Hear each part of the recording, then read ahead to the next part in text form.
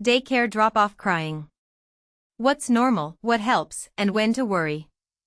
A parenting guide from Creative Minds Montessori. The crying at the door is normal, and it's actually proof the attachment worked. It's most common from about 9 to 18 months and usually fades by age 2 or 3. The moves that help are small and boring: one short, consistent goodbye ritual, an honest "I'll be back after nap," and a quick, confident exit. Never sneak out. Add a childcare team that tells you how the rest of the day really went, and most door tears take care of themselves. A father had to literally peel his sobbing child off his shin so the teacher could carry them inside, then walked to his car and sat in silence, wondering if he was traumatizing his child for the sake of a paycheck. A mother spent the morning refreshing the daycare's update app every 30 seconds, waiting for one photo. And one toddler looked up with enormous watery eyes and said, "Don't go, Mommy, I miss you when you're gone." Here's the scene those parents didn't get to watch. In almost every case, the crying stopped within minutes of the door closing, and the child went off to play. The engine under drop-off tears is a milestone worth celebrating: object permanence. Once a baby understands that people still exist when out of sight, a parent leaving registers as a real loss. But the child hasn't yet learned the second half of the lesson, that gone reliably means coming back. Some babies show it as early as 4 or 5 months, most develop robust separation anxiety around 9 months, and many toddlers hit a second wave at 15 to 18 months, just as mobility and independence surge.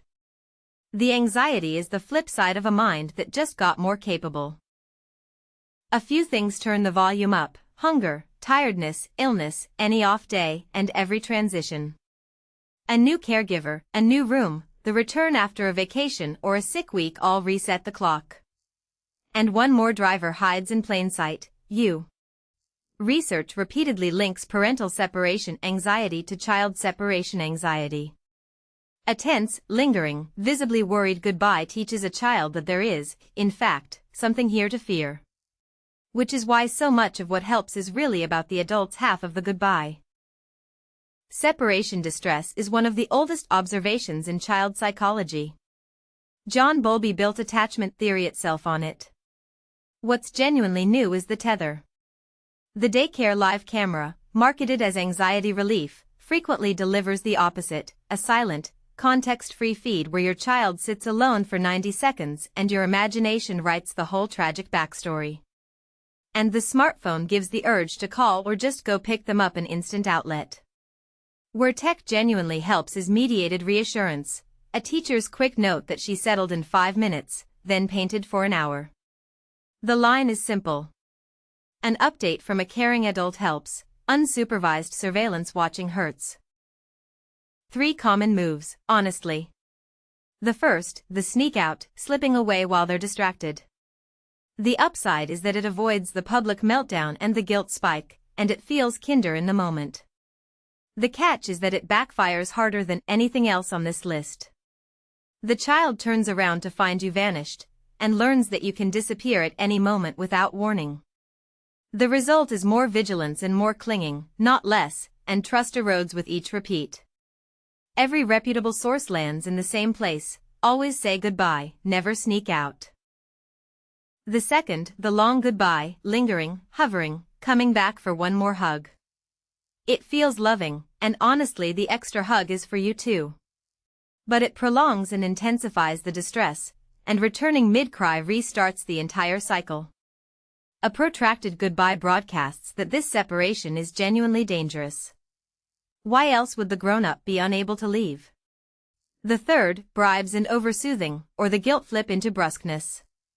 A treat after school can buy a quieter exit today, but bribes teach that drop-off is something requiring compensation and build no coping. The opposite failure is just as common: guilt curdles into irritation and a rushed shove through the door, which reads to the child as rejection. The research here is genuinely mixed, so hold all of it loosely. The pattern that is worth acting on shows up in daily life regardless of gender. One caregiver tends to run anxious and lingering, the other brisk and matter-of-fact, and each judges the other. Here's the slightly unfair truth: at the door, the brisk instinct is usually the more helpful one. because a calm, predictable, confident goodbye is precisely what shrinks the child's fear. So play to strengths is strategy, not judgment. In practice, let the steadier parent handle drop-off where possible, and route the reassuring photo and text updates to the parent who worries, who is doing their own hard work of waiting. Agree on one shared goodbye ritual so the child gets the identical sequence no matter who's at the door. Single parents don't get the handoff, so the move there is to enlist the center as the steady second adult, explicitly. And in same-sex, blended, and multi-generational families the same steadier softer split appears without any gendered script, including grandparents, who may need gentle looping into the ritual so love doesn't turn into lingering. The theme across all three methods: predictable, honest, brief. The child needs to learn one sentence with their whole body. My person leaves, and my person comes back. Here are 3 ways to teach it. A fixed ritual works because it gives the separation a known shape, a beginning, a middle and an end, so it stops feeling random. And random is what reads as dangerous to a small child. This is the same predictability principle that runs through every Montessori room. The ritual itself should be almost embarrassingly small: a hug, a kiss, one fixed line, a special handshake or a wave at the window.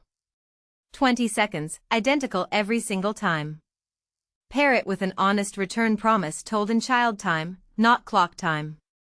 Back after nap, or after outside play, units a 2-year-old can actually feel. Then comes the hard half: leave promptly, pleasantly, and don't come back for one more hug, because returning mid-cry restarts the whole cycle. Rehearse the handshake or the window wave at home for a few days first, as a game, so the ritual is already familiar and fun before it has to carry the weight of a real goodbye. This works from about 9 months through preschool. A baby gets the same sequence with more holding. A preschooler can help design the handshake, and ownership is soothing. Give it 2 weeks of perfect consistency before judging. The saboteur is variance. A long goodbye Monday, a quick one Tuesday, a sneak out Wednesday teaches the child to monitor you harder, because the rules keep changing. Separation is a skill, and skills need reps at low stakes before the big test. Graduated practice, brief survivable separations that end in reunion, teaches a child experientially what no explanation can: parents leave and reliably come back. Start small and early, ideally weeks before day 1 of care. Step out of the room and return cheerfully. Leave the child an hour with a trusted adult. Stretch it gradually. If you can, visit the new center together a couple of times so the first real drop-off isn't also the first time the child has seen the room or the teacher. Meeting a new caregiver with you lets the child borrow your trust before they have to run on their own. The second half of the method travels in the backpack, a transitional object. The lovey, a small family photo, even a recorded voice message carries home into the new place and gives the child something to hold when they can't hold you. Tell the teacher the lovey's name: it's a colleague now. By age, an infant needs the practice reps and a familiar smelling comfort item. A toddler benefits most from the photo in the cubby, and a preschooler may just need the ritual plus the knowledge that the lovey is available in the bag. The mistake that undoes it is making day 1 the first ever separation, asking a child to learn object permanence's hardest lesson at the worst possible moment. Pure distraction dismisses the feeling, pure soothing marinates in it. The method that respects both the emotion and the child's capability is validate then redirect. Name what's happening in one calm sentence. You're sad I'm leaving, I'll be back after nap. Then hand the child to a teacher who guides them into a chosen activity, blocks or the book corner, painting or the puzzle. Naming the feeling makes it manageable, because a feeling with a name is smaller than a nameless dread, and the choice of activity gives the child's energy somewhere to go, plus a shred of the control the whole situation stripped away. Set it up so the redirect has something to land on. Pre-teach feeling words at home in calm moments. Sometimes we feel sad, and it passes. And talk up a specific activity on the drive-in. I wonder if the paint easel is out today. So the child walks in with a destination. Resist the bribe and the over-explanation. one sentence of validation beats 5 minutes of negotiation. This is a toddler and preschool method. Infants get the ritual and the steady handoff instead. Its saboteur is the parent who validates and then stays, turning the acknowledgement into a second goodbye. Say the sentence, make the handoff, trust the teacher, go. From inside, the math is simple and terrible. The most important, safest person in the world is walking away, and nothing in their short experience yet proves that gone means back soon. The crying is communication, not manipulation. A toddler cannot yet strategize with your guilt. The body speaks what the child can't: clinging, tantrums, withdrawal, sometimes stomach aches before separations. Those are stress signals, not defiance. What the child is slowly building, rep by rep, is an internal model. My person leaves, my person returns, and in between, another caring adult keeps me safe. Drop-off is a handoff, which makes it the purest test of the home-center partnership. A good program runs your same short goodbye ritual and reassuring language so the child gets one coherent message. Its teachers are trained observers who can tell 2 minutes of crying that resolves into play from genuine distress, and they carry a real toolkit, a nurturing hug, redirection into a chosen activity, pairing the newcomer with a confident buddy. Good programs also offer a phase-in, shorter days at first, early pickups in week 1, because adjustment is a process, not a light switch. Expect 1 to 2 weeks of tears and 1 to 2 months to fully settle. A weak program fails visibly. Drop and let them cry with zero acknowledgement, staff who handle goodbyes differently every day, and silence after drop-off, the vacuum that obsessive camera refreshing rushes to fill. So run the communication 3 ways.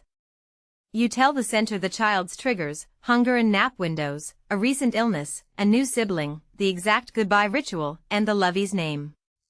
The center gives you the honest readout: cried 4 minutes, then painted for an hour, context the camera can never give, plus a flag if the distress isn't easing day over day. And the child is looped in, told truthfully when you return, given small choices, and included in the ritual as a participant, not a package. This is not medical advice, and talk to your pediatrician about your child. The baseline: separation anxiety in the 9 to 18-month range is very normal, and a hard goodbye that resolves into play within minutes is fine, even if it repeats every morning for a while. Worth a conversation with your pediatrician. Distress that persists day after day, week after week, past about age 3, anxiety that interferes with getting to or staying at school, constant worry about harm coming to a parent, refusal to be in a room alone, recurrent stomach aches clustered around separations, or panic-level meltdowns that don't respond to these routines. For calibration, persistent separation anxiety meaningfully affects only about 3% of school-aged children. Asking early is calm parenting, not alarmism. No single script fits every child. Onset ranges from 4 months to 18, and the parent research is genuinely mixed. What survives all of it is a small set of principles: calm, predictable, brief, honest, follow-through. Those are principles, not a formula, applied with judgment and calibrated to your child's temperament and your family's shape. And keep the 2 reframes that carry parents through the hard mornings. The goodbye moment is usually the peak of the whole day, and the crying is evidence the bond worked. A child who protests your leaving is a child who knows exactly who their person is. For the full guide and more parenting resources, visit creativemindsmontessori.com/parenting.